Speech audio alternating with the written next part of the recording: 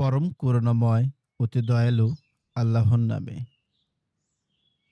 হে মানুষ, তোমরা তোমাদের রবের ইবাদত করো, যিনি সৃষ্টি করেছেন তোমাদেরকে এবং তোমাদের পূর্বে যারা ছিল তাদেরকে, যাতে তোমরা তাকওয়া অবলম্বন করো। যিনি তোমাদের জন্য জমিনকে করেছেন বিছানা, আসমানকে ছাদ এবং আসমান থেকে নাজিল করেছেন বৃষ্টি। অতঃপর তার মাধ্যমে উৎপন্ন করেছেন ফল ফলাদি তোমাদের জন্য রিজিক স্বরূপ। সুতরাং তোমরা জেনে বুঝে আল্লাহর জন্য সমকক্ষ নির্ধারণ করো না। আর আমি আমার বান্দার উপর যা নাজিল করেছি, যদি তোমরা সে সম্পর্কে সন্দেহে থাকো, তবে তোমরা তার মতো একটি সূরা নিয়ে আসো এবং আল্লাহ ছাড়া তোমাদের সাক্ষী সমূহকে ডাকো, যদি তোমরা সত্যবাদী হও। অতএব যদি তোমরা তা না করো, আর কখনো তোমরা তা করবে না, তাহলে আগুনকে ভয় করো, যার জ্বালানি হবে মানুষ ও পাথর, যা প্রস্তুত করা হয়েছে কাফিরদের জন্য।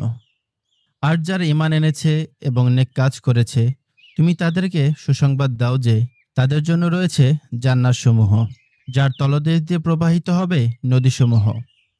যখনই তাদেরকে জান্নাত থেকে কোনো ফল খেতে দেওয়া হবে, তারা বলবে, এটাই তো পূর্বে আমাদেরকে খেতে দেয়া হয়েছিল। আর তাদেরকে তা দেয়া হবে সাদৃশ্যপূর্ণ করে, এবং তাদের জন্য তাতে থাকবে পবিত্র স্ত্রীগণ, এবং তারা সেখানে হবে স্থায়ী।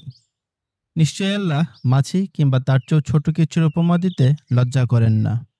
সুতরাং যারা ঈমান এনেছে তারা জানে, নিশ্চয়ই তা তাদের রবের পক্ষ থেকে সত্য।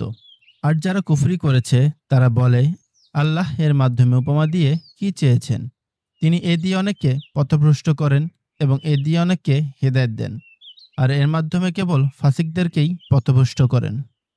যারা আল্লাহ দৃঢ়কৃত অঙ্গীকার ভঙ্গ করে এবং আল্লাহ যা জোড়া লাগানোর নির্দেশ দিয়েছেন তা ছিন্ন করে এবং জমিনে ফাসাদ করে, তারাই ক্ষতিগ্রস্ত। কিভাবে তোমরা আল্লাহর সাথে কুফরি করছো, অথচ তোমরা ছিলে মৃত? অতঃপর তিনি তোমাদেরকে জীবিত করেছেন।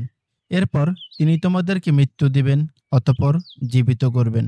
এরপর তারই নিকট তোমাদেরকে ফিরিয়ে নেওয়া হবে। তিনি জমিনে যা আছে সব তোমাদের জন্য সৃষ্টি করেছেন। অতঃপর আসমানের প্রতি খেয়াল করলেন এবং তাকে সাত আসমানে সুবিন্যস্ত করলেন। আর সবকিছু সম্পর্কে তিনি সম্যক জ্ঞাত। আর স্মরণ করো, যখন তোমার রব ফেরেশতাদেরকে বললেন, নিশ্চয়ই আমি জমিনে একজন খলিফা সৃষ্টি করছি। তারা বলল, আপনি কি সেখানে এমন কাউকে সৃষ্টি করবেন যে তাতে ফাসাদ করবে এবং রক্ত প্রবাহিত করবে? আর আমরা তো আপনার প্রশংসায় তাসবিহ পাঠ করছি এবং আপনার পবিত্রতা ঘোষণা করছি। তিনি বললেন, নিশ্চয়ই আমি জানি যা তোমরা জানো না। আর তিনি আদমকে নামসমূহ সব শিক্ষা দিলেন, তারপর তা ফেরেশতাদের সামনে উপস্থাপন করলেন।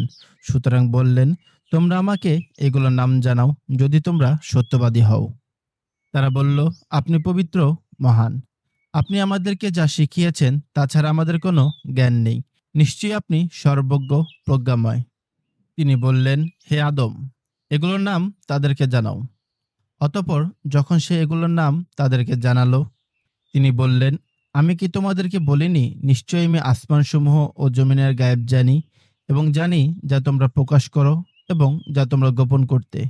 আর যখন আমি ফেরেশতাদেরকে বললাম, তোমরা আদমকে সিজদা করো, তখন তারা সিজদা করলো ইবলিস ছাড়া। সে অস্বীকার করলো এবং অহংকার করলো, আর সে হলো কাফিরদের অন্তর্ভুক্ত।